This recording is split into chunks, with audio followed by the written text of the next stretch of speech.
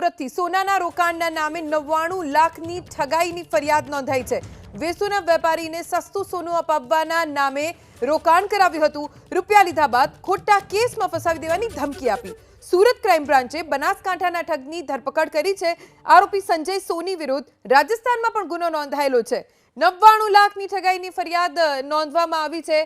વેસુના વેપારીને સસ્તું સોનું અપાવવાના નામે રોકાણ કરાવ્યું અને રૂપિયા લીધા પછી ખોટા કેસમાં ફસાવી દેવાની ધમકી આપવામાં આવી। સુરત ક્રાઇમ બ્રાન્ચે બનાસકાંઠાના સંજય સોનીની સામે કાર્યવાહી શરૂ કરી છે।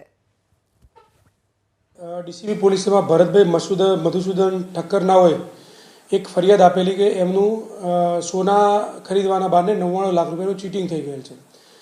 આરોપી સંજયના વિરુદ્ધમાં એમને ફરિયાદ આપેલી। ડીસીબીની ટીમે તપાસ કરતા આરોપી બનાસકાંઠા જિલ્લાના ડીસા ગામેથી પકડી પાડેલ।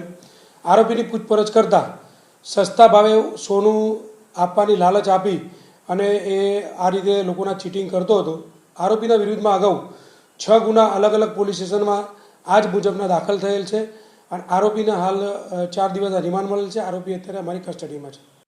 સસ્તું સોનું મેળવવાની લાયમાં જો કોઈ રોકાણ કરવા માટે કહેતું હોય તો ચેતી જજો, કારણ કે સુરત ક્રાઇમ બ્રાન્ચે એક ભેજાબાજની ધરપકડ કરી છે। દ્રશ્ય સીધા જોઈ શકો છો। આરોપી છે સંજય સોની અને તેના દ્વારા આ પ્રમાણે જે ષડયંત્ર છે એ આચરવામાં આવ્યું। સોનામાં રોકાણ કરાવવાના નામે 99 લાખ રૂપિયાની ઠગાઈ કરવામાં આવી છે। માહિતી મળી રહી છે તે મુજબ સુરતના વેસુ વિસ્તારમાં રહેતા વેપારીને સસ્તું સોનું આપવાના નામે રોકાણ કરાવ્યું હતું અને ત્યારબાદ રૂપિયા લઈ સોનું નહીં આપી ખોટા કેસમાં ફસાઈ દેવાની ધમકી પણ આપતો હતો।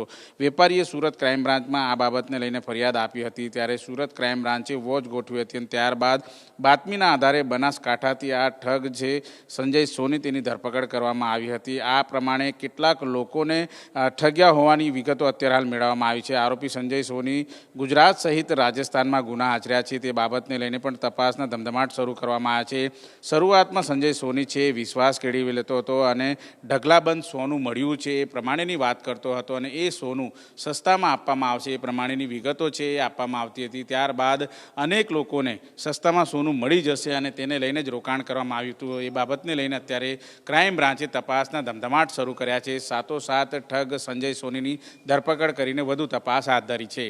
કેમેરામેન રાકેશ પાનવાલા સાથે ધનરાજ બાગલે, એબીપી અસ્મિતા, સુરત।